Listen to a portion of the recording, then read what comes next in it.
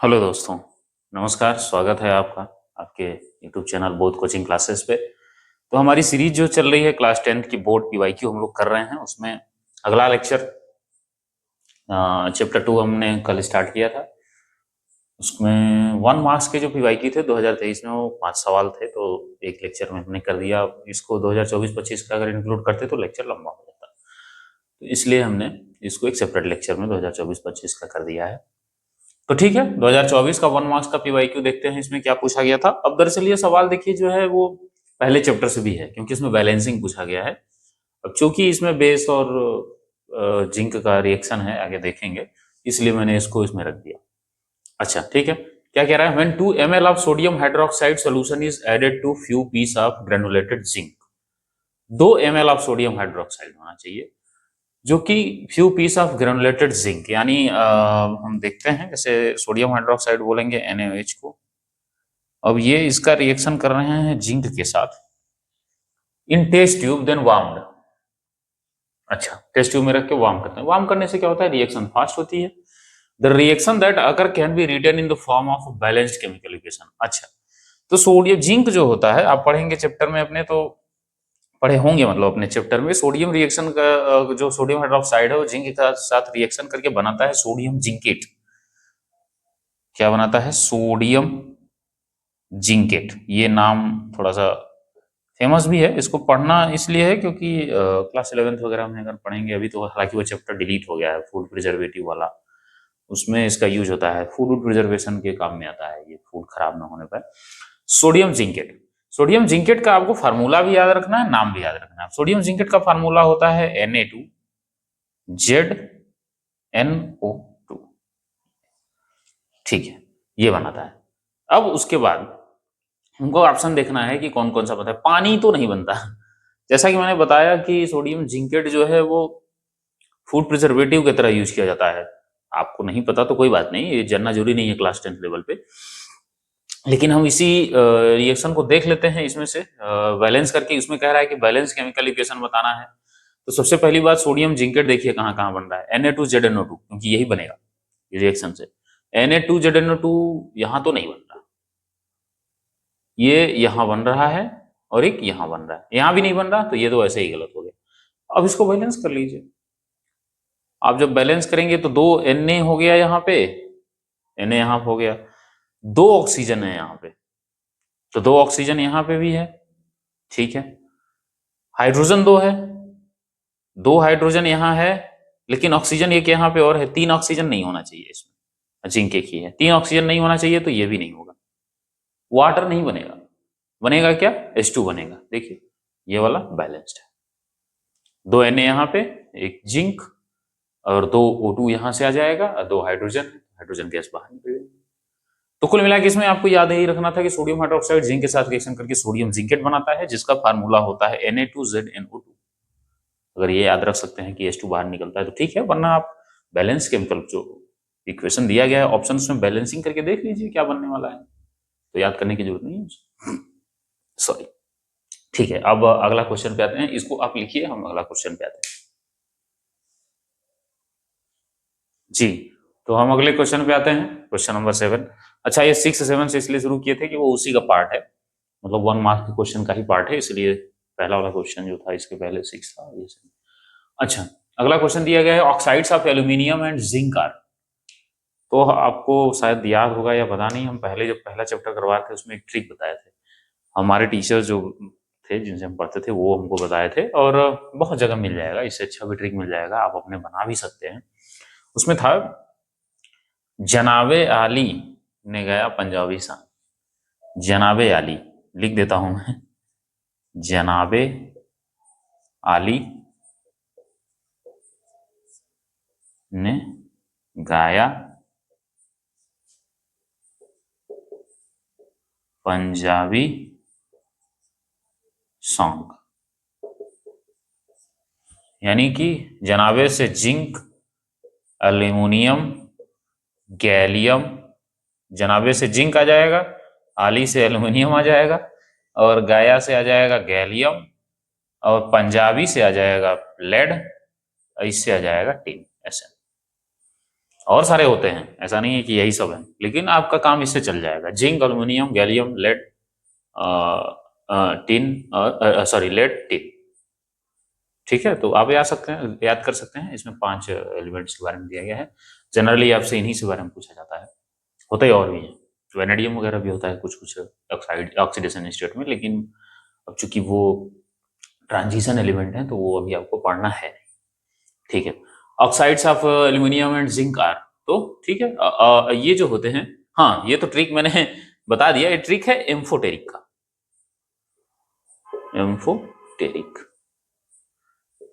ये एलिमेंट्स जो हैं जब ऑक्साइड बनाते हैं तो ये क्या बनाते हैं, एम्फोटेरिक, ये इंपॉर्टेंट है, न एसिडिक न बेसिक, ये बनाएंगे, ये ट्रिक एम्फोटेरिक के लिए। अब ऐसे जनरली अगर पूछा जाए कि क्या बनाता है, तो जनरली जो मेटल्स होते हैं उनका ऑक्साइड जो होता है बेसिक होता है, नॉन मेटल्स जो है जनरली एसिडिक होता है। मतलब ऐसा नहीं है, मतलब ये 100% ट्रू नहीं है, क्योंकि इसके बहुत सारे एक्सेप्शंस हैं, लेकिन ये एक जनरल और एक होता है जनरल तरीका होता है।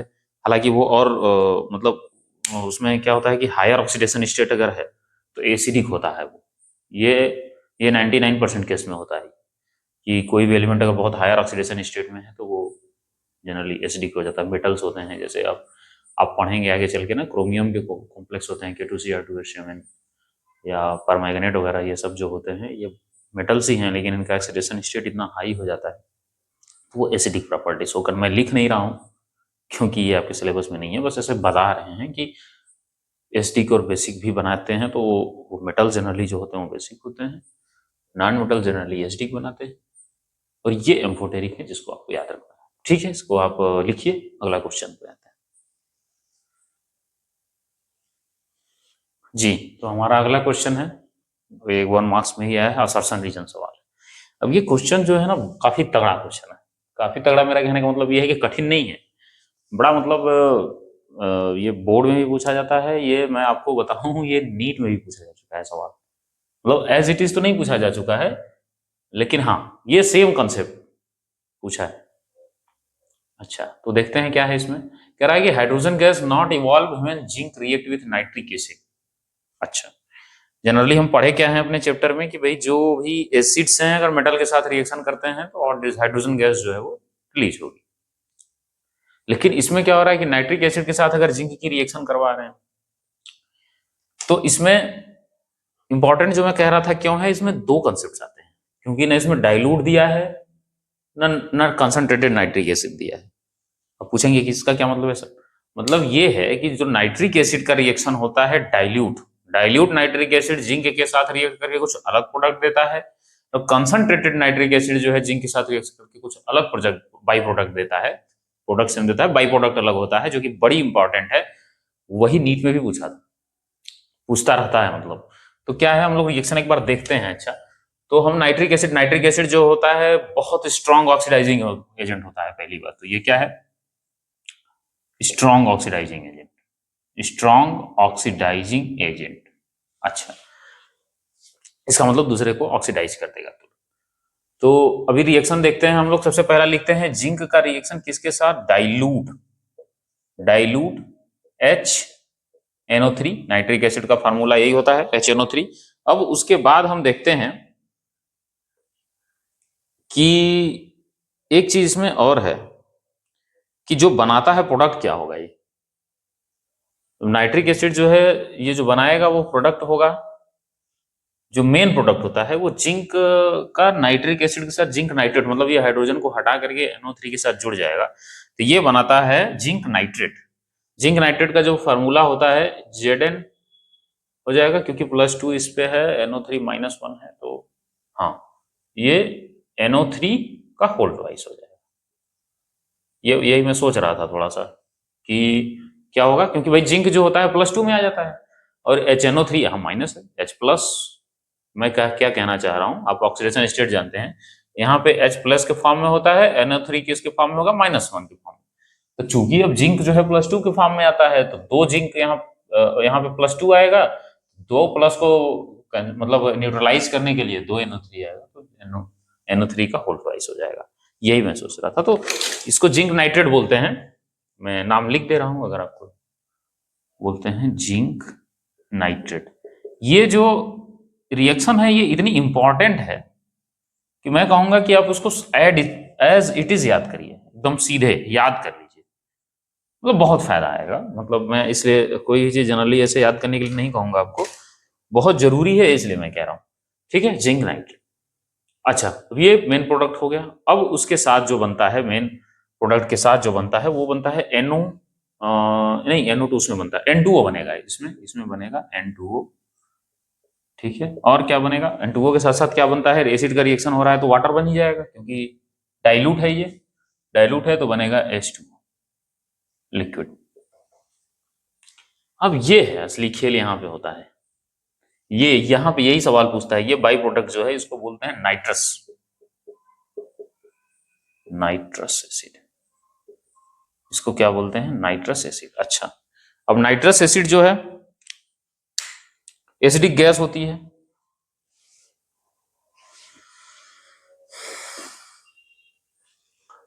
अब इसमें नाइट्रस जो होता है, NO2 जो होता है, ये क्या बना लेगा, इसमें डाइल्यूट वाले के लिए बना लेगा। और उसके बाद दूसरा ऑप्शन में आते हैं, जिंक का रिएक्शन हम किसके साथ करते हैं, कंसंट्रेटेड के साथ,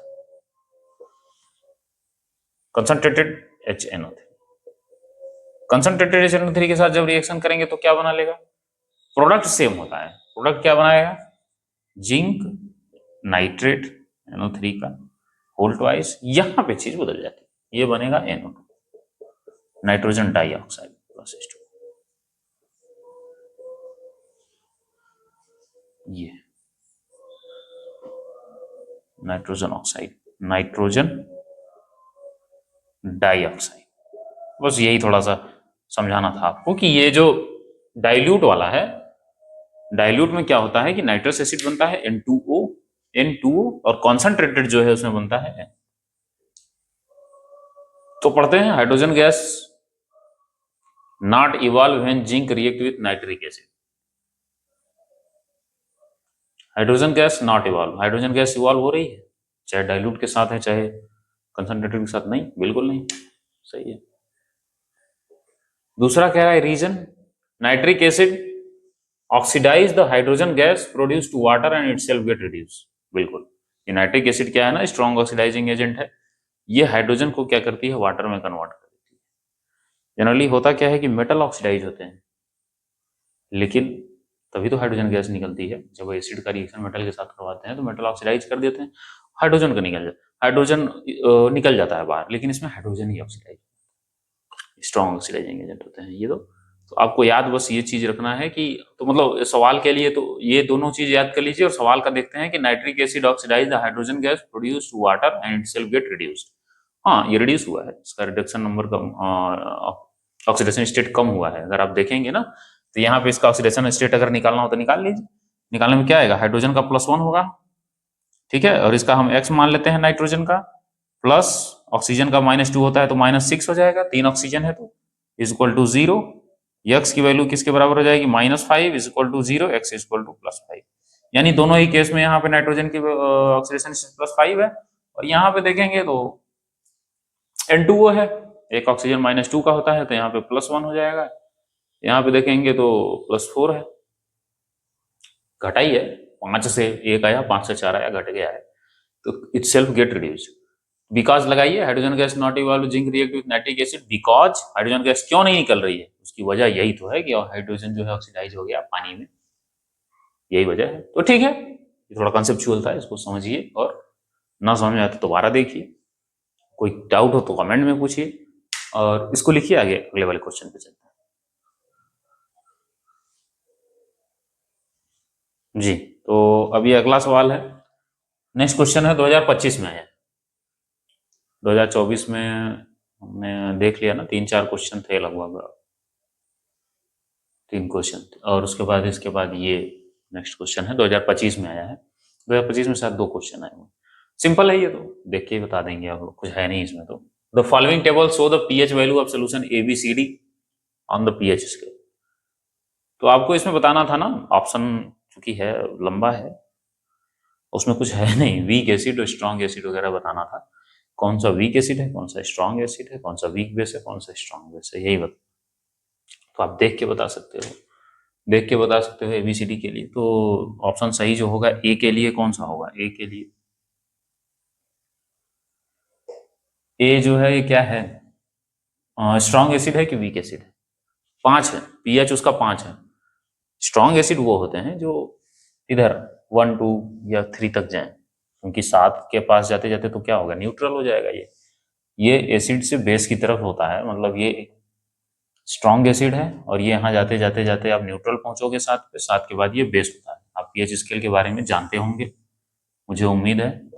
ये होता है एसिडिक, मैं लिख दे रहा हूँ, हो सकता है किसी को दिक्कत हो रिवाइज करने में। ये है बेसिक। जैसे जैसे आप इस पे जाएंगे तो एसिडिटी जो है या एसिडिक स्ट्रेंथ जो है घटती है, आगे बढ़ते जाएंगे तो एसिडिक स्ट्रेंथ घटेगी। ए के लिए ए जो है 5 पे है, तो 5 पे है तो ये हो जाएगा वीक एसिड। बी के देखते हैं, बी कहाँ पे है? बी ये 7 पे है, 7 होता है न्यूट्रल पॉइंट, न्यूट्रल। सी कहाँ है? सी 13 पे है, सी 13 पे है।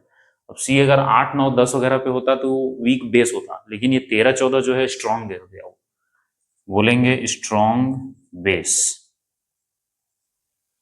डी कहाँ है?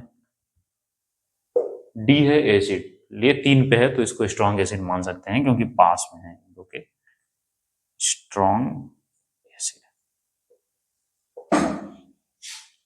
ऑप्शन में आपके ऐसे ही लिख के दिया था, किसी में डी को बी के बेस लिख दिया था, किसी में ए को न्यूट्रल लिख दिया था।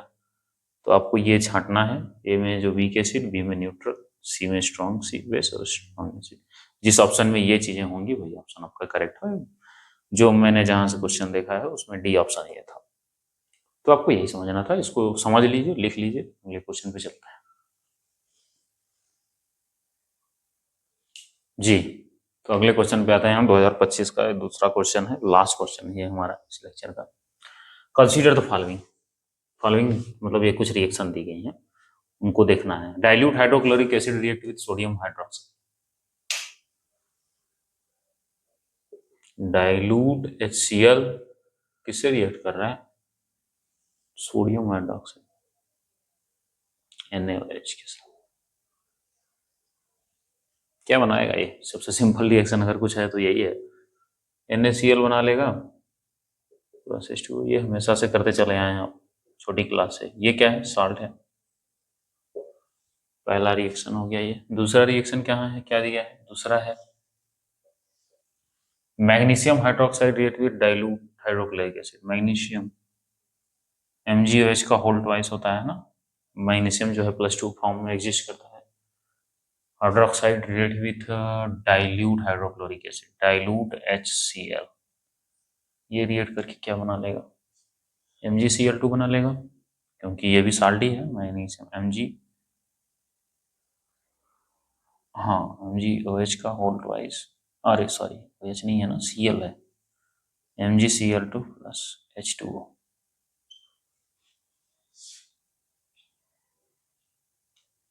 सही है, यही बनाएगा। बैलेंस आप कर लेंगे, बैलेंस नहीं भी कर पाएंगे तो उसको थोड़ा कोशिश करिएगा। कुछ मतलब ऐसा है नहीं जैसे, क्योंकि मैग्नीशियम है, 2Cl2 यहाँ होना चाहिए, तो यहाँ पे 2 लिख दीजिए। ठीक है, 2 लिख देंगे तो 2Cl2 आ जाएगा, हाइड्रोजन भी 2 आ गया। यहाँ पे 2 हाइड्रोजन है, 2 ऑक्सीजन है, तो यहाँ पे 2 लिख दीजिए। देख लीजिए, 4 हाइड्रोजन यहाँ पे हो गया। अब दो हाइड्रोजन यहाँ से आएगा, 2 हाइड्रोजन यहाँ है तो 4 हाइड्रोजन हो गया, और 2 ऑक्सीजन यहाँ वाला हो गया। रिएक्शन बैलेंस हो गई। मैं करवा दे रहा हूँ ताकि आपको दिक्कत अगर हो तो। हालांकि ये बहुत सिंपल है, आप पहले कर चुके हैं चैप्टर 1 में सब। डाइल्यूट HCl है, हाइड्रोजन एक ही है यहाँ पे, एक हाइड्रोजन यहाँ पे है तो 2 हो गया, एक ऑक्सीजन है, ये तो ऑलरेडी बैलेंस्ड है। ये भी साल्ट बना, वाटर बना, साल्ट और वाटर। तीसरा रिएक्शन देखते हैं क्या कह रहा है। तीसरा रिएक्शन है कि carbon dioxide react with CO2 reaction करता है NaOH के साथ। ये हो सकता है आप ज्यादा अच्छे से ना पढ़े हो, हालांकि बहुत सिंपल है ये भी। इसमें बनता है एक एसिड होता है कार्बोनिक एसिड H2CO3, या सोडियम बाइकार्बोनेट बोलते हैं इसको। क्या बना लेगा ये? CO2 जो है, एक ऑक्सीजन यहाँ से आ जाता है, तो Na कार्बोनिक शायद बोल दिया मैंने गलती से, सोडियम बाइकार्बोनेट बोलते हैं, सॉरी। क्योंकि सोडियम इसमें है तो उसका नाम हम लिख रहे हैं Na2CO3। ये CO3 के ऊपर -2 चार्ज होता है, CO3 के ऊपर -2 चार्ज होता है, इसलिए 2 सोडियम चाहिए, क्योंकि सोडियम पे +1 चार्ज होता है, तो +1 है तो 2 +1 आएगा तब जाके -2 को कैंसिल आउट करेगा, Na2CO3। और यहाँ पे बन जाएगा वही सेम इट इज, पानी जो है 3 है, और हाँ यहाँ पे बनेगा H2O। तो इसको बैलेंस करना है तो बैलेंस कर लीजिए। एक कार्बन है यहाँ पे, ठीक है, 2 Na चाहिए अपने आप को, तो 2 Na चाहिए, इसके लिए हम यहाँ पे 2 लिख देते हैं। 2 Na हो गया, 2 ऑक्सीजन 2 हाइड्रोजन यहाँ से हो गया, तो एक ऑक्सीजन हाइड्रोजन यहाँ आ गया, प्लस यहाँ का एक ऑक्सीजन जो है इसके साथ, ये है बैलेंस हो गया। यहाँ पे क्या बना आपका साल्ट, और ये है वाटर। अब देखते हैं रिएक्शन में, पहले ही ऑप्शन है साल्ट है ना, वाटर फॉर्म, न्यूट्रल साल्ट और फॉर्म। अच्छा, ये चीज एक आती है कि neutral salt, acidic salt, basic salt क्या होते हैं, इसका डिटेल वर्जन पढ़ेंगे क्लास 11-12 में, वो आयनिक इक्विलिब्रियम वगैरह में होता है, लेकिन मैं समझा दे रहा हूँ। जैसे साल्ट जब बनता है ना तो एसिड और बेस से बनता है, ठीक, एसिड बेस रिएक्ट करके क्या बनाता है, साल्ट और वाटर। ध्यान से सुनिएगा, तो एसिड अगर स्ट्रांग है, एसिड प्लस बेस रिएक्ट करके बनाया साल्ट एंड वाटर, तो एसिड स्ट्रांग है तो जो साल्ट बनेगा वो एसिडिक बनेगा, बेस जो स्ट्रांग है तो साल्ट जो बनेगा बेसिक बनेगा। बस इतना ही है, इसका एग्जांपल वगैरह आप अगली क्लासेस में पढ़ेंगे। हाइड्रोजन गैस तो न्यूट्रल साल्ट, न्यूट्रल साल्ट तो हर केस में न्यूट्रल साल्ट बनना मुश्किल है, क्योंकि ये न्यूट्रल नहीं होगा, ये बेसिक होगा, क्योंकि स्ट्रांग बेस है NaOH। ये तो चलो आप स्ट्रांग एसिड स्ट्रांग बेस है, ये न्यूट्रल कह सकते हो आप, लेकिन इसको नहीं कहोगे, क्योंकि ये हल्का एसिडिक होता है CO2, और ये स्ट्रांग बेस होता है, तो साल्ट जो ये वाला साल्ट जो होगा बेसिक होगा, तो न्यूट्रल साल्ट तो नहीं कहेंगे इसको। Hydrogen gas form, hydrogen gas तो कहीं बन ही नहीं रहे, एसिडिक तो ऐसे भी नहीं बनता, एक ही ऑप्शन है साल्ट एंड वाटर। ठीक है, 2025 के भी सवाल खत्म हो गए, 1 मार्क्स के क्वेश्चन इस चैप्टर से खत्म हो गए हैं। अब हम अगला लेक्चर आएंगे 2 मार्क्स। ठीक है, तब तक इसको पढ़ाई करते रहिए और रिवाइज करिए। मिलते हैं अगले लेक्चर में, धन्यवाद।